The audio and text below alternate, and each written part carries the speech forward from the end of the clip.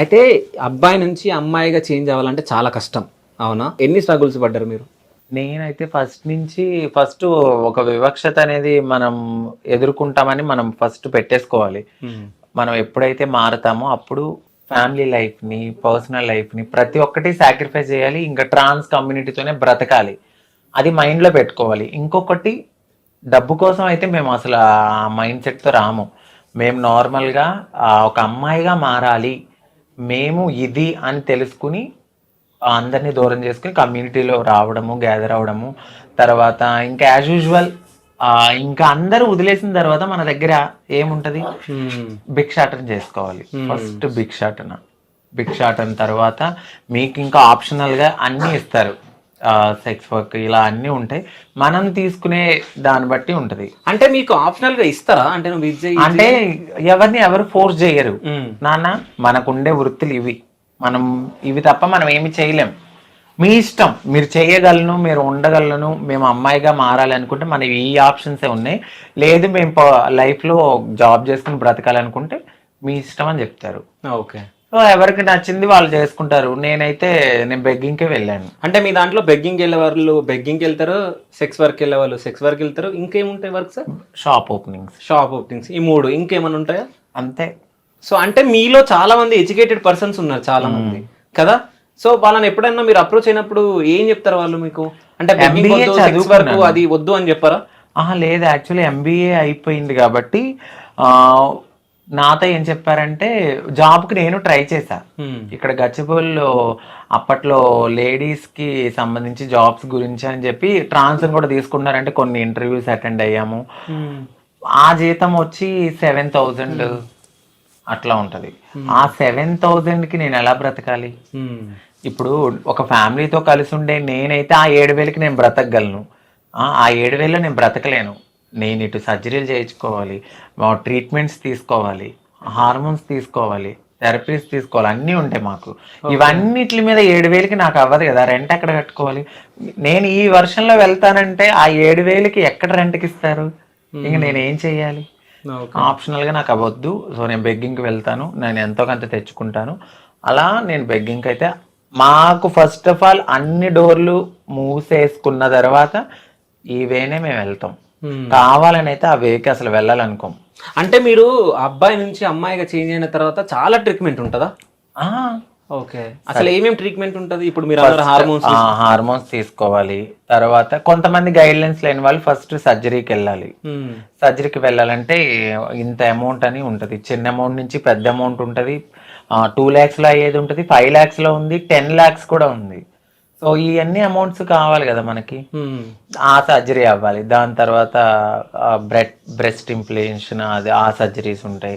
ఇంకా మనకు కావాలంటే లేజర్ ట్రీట్మెంట్స్ అని, బాడీ షేపింగ్ అని, అన్నిటికీ ఒక్కొక్క సర్జరీ ఉంటుంది. ఓకే. సో మీ ఖర్చు అంతా ఎవరు భరించారు? రాజు గారా? లేదు, తనే మొత్తం. ఆయన నా లైఫ్ లోకి రాకముందే, నేను అన్ని అయిన తర్వాతే ఆయన నాకు లైఫ్ లోకి వచ్చారు. దాని తర్వాత అసలు మీకు ఎప్పుడు మనీ పెట్టలేరా హాస్పిటల్కి? ఇంకేం లేదే. పెళ్లి తర్వాత ఏం చేసుకోవాలి ఇంకా? ఓకే. ఆయన రాకముందే నేను అన్ని నాకేమేమి అవసరం అన్ని చేయించేసుకున్నాకనే ఆయన నా లైఫ్ లో చూసా అప్పుడు. ఓకే. అంటే ఇప్పుడు సర్జరీ చేయించుకున్న తర్వాత పెళ్లి తర్వాత ఏమైనా ప్రాబ్లమ్స్ వచ్చినాయా మీకు? రాలేదండి. ఓకే. అంటే వస్తాయా ఎవరికన్నా? ఓకే. అలా వచ్చి చనిపోయిన వాళ్ళు కూడా రావచ్చు. అది లైఫ్ స్పాన్ ఏంటంటే ఇన్ని సర్జరీలు అయితే బాడీ తట్టుకోలేదు కదా. ఎనాస్థీసియా ఎక్కువ తీసుకునే కొలది మన బాడీ కంట్రోల్ అనేది మనలో ఉండదు. ఇప్పుడు నేను చూడడానికి కొంచెం దిట్టంగా ఉన్నానా, నాకు ఆ చేతిలో ఓపిక గానీ అంత తక్కువ ఉంటది. సర్జరీ అవ్వగానే ఒక అమ్మాయికి ఎలా అయితే పిల్లలు పుట్టినప్పుడు ఆ బ్లడ్ పోయి అన్ని పోయి ఎలా ఉంటుందో మేము కూడా అంతే. లిటరల్లీ కొద్దిగా ఇప్పుడు వెన్నుపూసకి మాకు ఇంజెక్షన్స్ ఇస్తారు, ఆ నడు నొప్పి ఉంటది.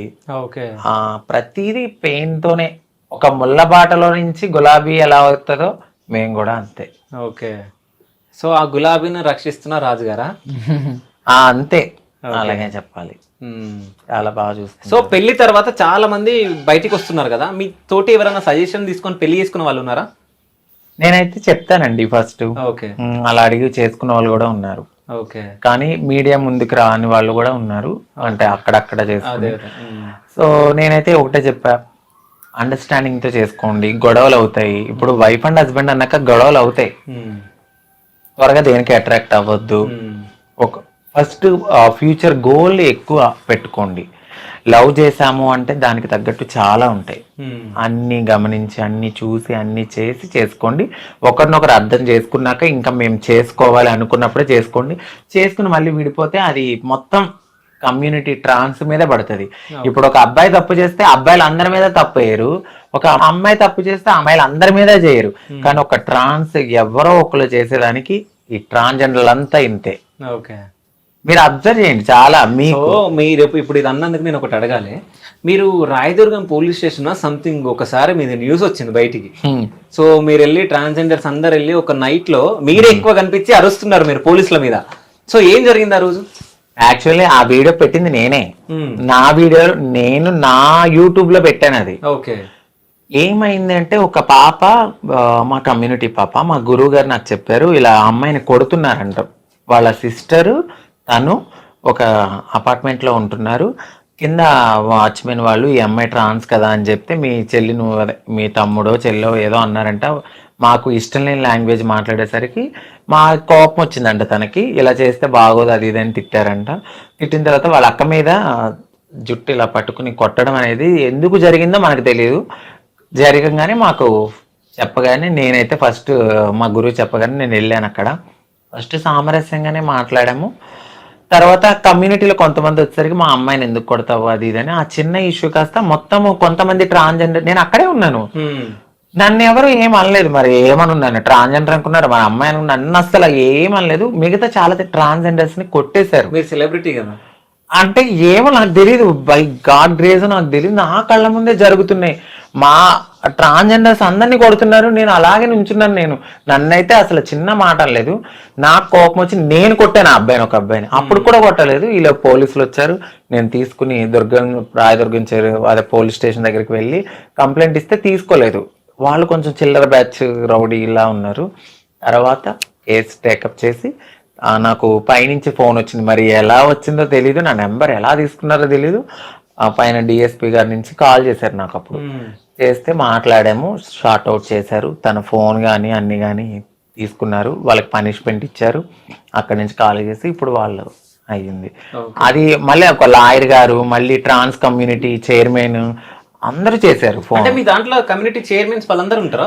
అంటే ఇప్పుడు లైలమ్మ గారు, ఇలా కొంతమందిని పెద్ద పెద్ద మెచ్యూరిటీ ఉన్న వాళ్ళు కూడా చేసి అలా కాదమ్మా ఇలాగని మాట్లాడి అప్పుడు షార్ట్ అవుట్ చేశారు. సో ఆ వీడియోలో రాజు గారు లేరు, ఎక్కడికి వెళ్ళారు? ఈయన ఆ రోజు లేరు, ఆయన వస్తానన్నారు. వద్దు, నేను వద్దని చెప్పాను. అది కమ్యూనిటీ ఇష్యూ, నువ్వు రావద్దు. నా పర్సనల్ ఇష్యూ అయితే నువ్వు రా, నా పర్సనల్ కాదు అది. కమ్యూనిటీతో నేను వెళ్ళినప్పుడు ఒకవేళ మిమ్మల్ని కొట్టినంటే రమ్మంటుండే, ఆయన వచ్చేసేవాడే. అప్పటికే వాళ్ళ బ్యాచ్ ఫ్రెండ్స్ అందరినీ, ఇంకో నా భార్య అక్కడికి వెళ్ళింది, మీరు రెడీగా ఉండండి, లొకేషన్ పెట్టండి. అప్పటికే చెప్పేస్తున్నాడు వద్దు, ఇది చాలా పెద్ద ఇష్యూ అవుతుంది. అప్పటికే నేను ఏదో కారప్పుడు తీసుకున్నాను, ఏదో ఎవరైనా నా మీద అటాక్ చేస్తే అక్కడ ఏమండి మీరు అంకిత రాజు కదా అని అన్నారు. ఒరే సాయి, ఆ క్యారెట్ ప్యాకెట్ వేసారా సూట్ కేసు, అదే డిక్కీలో వేసా అని చెప్పా. ఇంకా సైలెంట్ అయ్యి తెలివిగా ఆలోచించి స్టేషన్ కి వెళ్ళడం. సో ఎక్కడికైనా వెళ్తే మొత్తం రెడీ చేసుకుని పోతారు, కారం, పెప్పర్ స్ప్రే అన్ని. పోలీస్ స్టేషన్ ముందు జరిగిందే చూసారు, కానీ దాని తర్వాత ఎక్కడెక్కడో కొడితే డౌన్ గానీ అప్పు గానీ సర్జరీలు అయినప్పుడు కొట్టడానికి కొడితే చచ్చిపోతారు. బ్రెస్ట్ ఇంప్లేషన్ జరిగిన చోట కానీ ఇంకా అక్కడ కానీ తగిలితే టాయిలెట్ అనేది స్టాప్ అయిపోయి చనిపోయిన వాళ్ళు ఉన్నారు. అందుకని మేము త్వరగా రియాక్ట్ అవుతాం. మా కమ్యూనిటీలో ఒక కొంచెం ఎంత ఇప్పుడు మీరు నేను నా పక్కన ఒక కమ్యూనిటీ అమ్మాయినా మేము ఎంత కొట్టుకున్నా తిట్టుకున్నా మా మీద వేరే వాళ్ళు వచ్చేసరికి మేమంతా ఒకటైపోతాం. ఆ బాండింగ్ ఉంది మాలో. అందుకని మీడియా పోలీసులు కొంచెం జాగ్రత్తగా మాట్లాడతారు. ఓకే, మీడియా పోలీసులు జాగ్రత్తగా మాట్లాడతారు. లేకుంటే వాళ్ళ మీద దాడి చేస్తారా? మేము చెయ్యం, వాళ్ళు చేసే దాన్ని బట్టే ఉంటుంది. ఓకే, అంటే కాదు మీడియా జనాల కోసం పనిచేస్తుంది తెలుసా? అంటే మీడియా ఇట్స్ మీన్స్ అందరూ అని అనట్లేదు, కొంతమంది కంటెంట్ కోసం కొంతమంది ఉంటారు. ఓకే, ఓవర్ ఇంక ఇదే పని ఇదే పనిగా. అంటే ఇప్పుడు పర్సనల్ లైఫ్ లో ఇంటర్ఫియర్ అవ్వాల్సింది ఎక్కువ ఏముంటది చెప్పండి, మీరే చేశారు, మీరే ఇప్పుడు మీరు ఇంటర్వ్యూలో అడుగుతున్నారు. ఉంటారు కొంతమంది ఇప్పుడు సారీ అంటే మీడియా అంటే అది వేరేగా వెళ్ళిపోయినట్టుంది, పెట్టద్దండి. పెడతాం మేము, చెప్పండి. యాక్చువల్లీ మీడియా కొన్ని నేను చూసాను, చాలా వల్గర్ గా అడగడం నేను చూసాను నా ట్రాన్స్ కమ్యూనిటీలో. నాకు అలాంటి బూతులుగా మాట్లాడే మీడియాకి నేను వెళ్ళను.